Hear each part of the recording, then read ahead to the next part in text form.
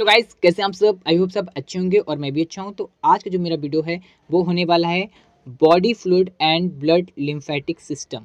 Okay, जो कि B pharma first sem के एचएपी सब्जेक्ट के यूनिट थर्ड का टॉपिक है। और आज का जो यूनिट थर्ड हम शुरू करने जा रहे हैं उसका लेक्चर फर्स्ट है। और मैंने इसकी एक सीरीज़ बनाई है जिसमें मैंने शेड्यूल बताया है कि आपको बॉडी फ्लूइड और ब्लड लिम्फेटिक सिस्टम जो यूनिट थर्ड है उसके किस तरीके से लेक्चर आएंगे और किस लेक्चर में आप क्या पढ़ेंगे।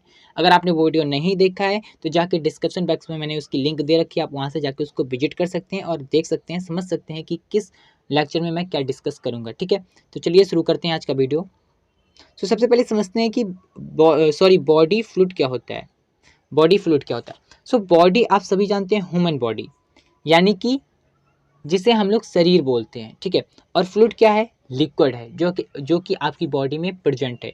तो उसी दोनों को मिला के यहाँ बनाया गया बॉडी फ्लूइड, यानी कि ऐसा फ्लूइड जो आपकी बॉडी में प्रेजेंट है, उसकी यहाँ बात हो रही। तो आपकी बॉडी में टू टाइप से फ्लूइड प्रेजेंट होता है। The first one is intracellular fluid and the second one is extracellular fluid. अब इंट्रासेल्युलर और एक्स्ट्रासेल्युलर फ्लूइड होता क्या, उसको हम समझते हैं। तो पहले देख लें इंट्रासेल्युलर को। इंट्रासेल्युलर का मतलब इसके नाम से ही समझ में आ रहा है। इंट्रा मीन्स इन, यानी inside. Okay, inside the cell, ये आपकी एक सेल है, इसके अंदर जो फ्लूइड है, इसके अंदर जो फ्लूइड प्रेजेंट है उसको हम लोग बोलेंगे इंट्रासेल्युलर फ्लूइड। और जो सेल यानी दो सेल हैं, इसके बीच में, इसके बिटवीन में जो फ्लूइड प्रेजेंट है उसको हम लोग बोलेंगे एक्स्ट्रासेल्युलर फ्लूइड। यानी जो एक्सटर्नल, यानी एक तरीके से जो सेल है उसके बाहर फ्लूइड जो प्रेजेंट होता है उसको हम लोग एक्स्ट्रासेल्युलर फ्लूइड बोलते हैं। यानी कि दो सेल के बीच में जो फ्लूइड प्रेजेंट है उसको हम लोग बोलेंगे एक्स्ट्रासेल्युलर फ्लूइड। ये जैसे आपको दिख रहा है ना, ये सारा फ्लूइड, ये है आपका एक्स्ट्रासेल्युलर फ्लूइड। अब इसकी हम लोग थोड़ा सा डेफिनेशन को देख लेते हैं।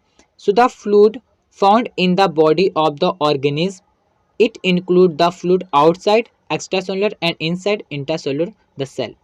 वही बात आ रही है ना कि जो आउटसाइड है, जो बाहर है सेल के, वो आपका एक्स्ट्रासेल्युलर कहलाएगा। जो सेल के अंदर है, फ्लूइड प्रेजेंट है, वो इंट्रासेल्युलर फ्लूइड कहलाएगा। ठीक है, ये तो हो गई आपकी बॉडी फ्लूइड की बात। अब देख लेते हैं वेरियस बॉडी फ्लूइड्स को।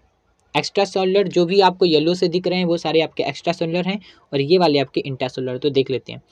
ईयर डिस्चार्ज, ईयर डिस्चार्ज आप जानते होंगे, आपके ईयर्स में है ना, जो बीच में होता है ना, उसको यहाँ पे ईयर डिस्चार्ज से बताया गया। वही जो फ्लूइड है वो है एक्स्ट्रासेल्युलर। ठीक है, फिर नेजल सिक्रीशन जिसे आप नोजी भी बोलते हैं, स्पटम, प्रूलर फ्लूइड्स है ना, और टीयर तो सभी जानते होंगे, आंसू जो होते हैं। ठीक है, वो भी आपके कैसे हैं? एक्स्ट्रासेल्युलर फ्लूइड है। ठीक है, सलाइवा, लार जिसे आप बोलते हैं, है ना, cerebrospinal fluid, pericardial fluid, स्टाइस, यूराइन और सिनोवियल फ्लूइड।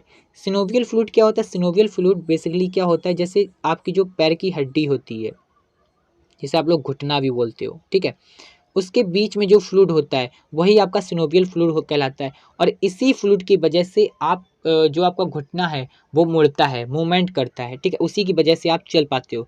सिनोवियल फ्लूइड जब एज के साथ में कम हो जाता है, तभी आपके, जब लोग बूढ़े हो जाते हैं, ओल्ड हो जाते हैं, तो उनके पैरों में दर्द होने लगता है। ठीक है, अब देख लेते हैं हम लोग यहाँ पे इंट्रासेल्युलर फ्लूइड के बारे में।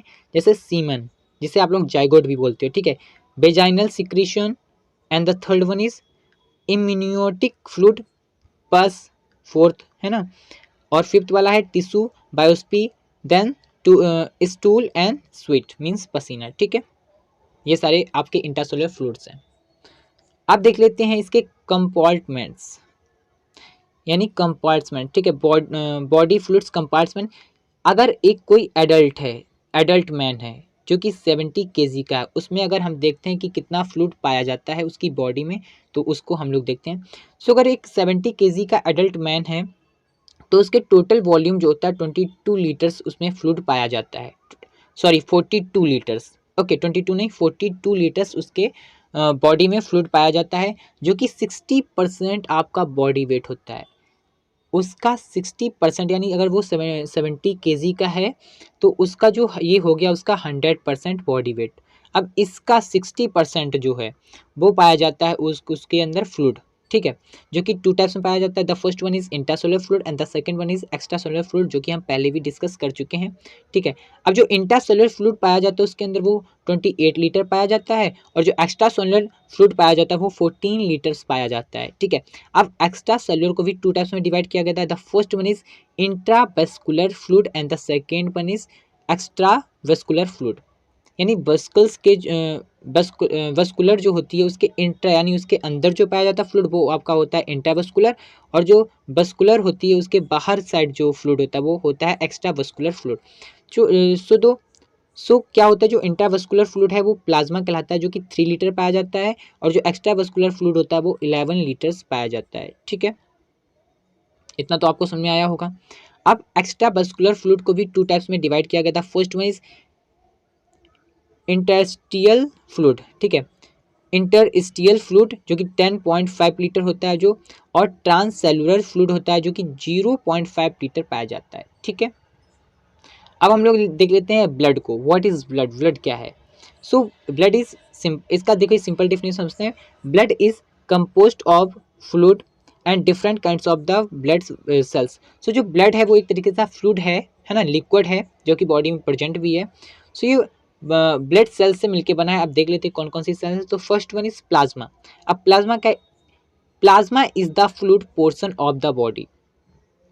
ये पोर्शन ऑफ द बॉडी में पाया जाता है, ब्लड में पाया जाता है, यानी जो आपका ब्लड है उसके पोर्शन में प्लाज्मा पाया जाता है। ठीक है, the next one is white blood cells, जिसे आप लोग WBC भी बोलते हैं शॉर्ट फॉर्म में। ये क्या करता है, protect against disease and infection, यानी ये क्या करता है आपकी बॉडी को डिजीज़ यानी बीमारी और इन्फेक्शन से बचाता है।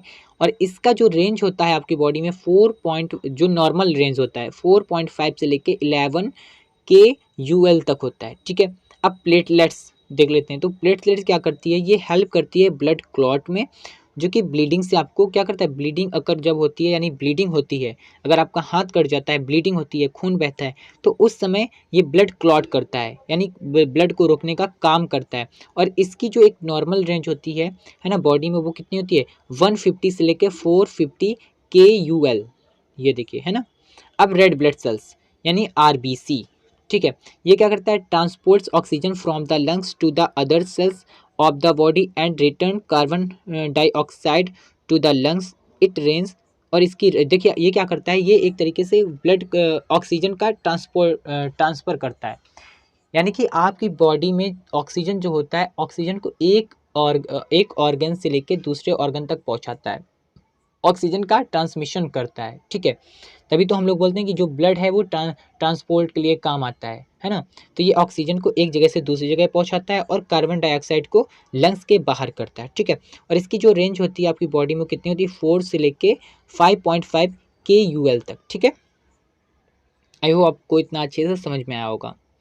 अब देख लेते हैं लिम्फेटिक सिस्टम। लिम्फेटिक सिस्टम आप समझ रहे होंगे, लिम्फ का सिस्टम है ना, वही लिम्फेटिक सिस्टम। सो समझते हैं इसको। The lymphatic system is our body's sewerage system, it maintains fluid level. ये करता है आपके मेंटेन करता है, किसको, फ्लूइड लेवल को मेंटेन करता है इन अवर बॉडी टिश्यू, आपकी बॉडी के टिश्यू में, by removing all fluid that leak out of our body vessels. The lymphatic system is important for the optimized functioning of our general and specific immune response। जो आपकी immune response है, अगर कोई बीमारी आ रही तो उसका जो रिस्पॉन्स होता है, इम्यून सिस्टम का रिस्पॉन्स होता है, उसमें भी ये इंपॉर्टेंट रोल क्या करता है, निभाता है। ठीक है, तो अगर आपको ये वीडियो पसंद आए तो प्लीज़ मेरे चैनल को सब्सक्राइब करिए, मेरे वीडियो को लाइक करिए। Thanks for watching this video.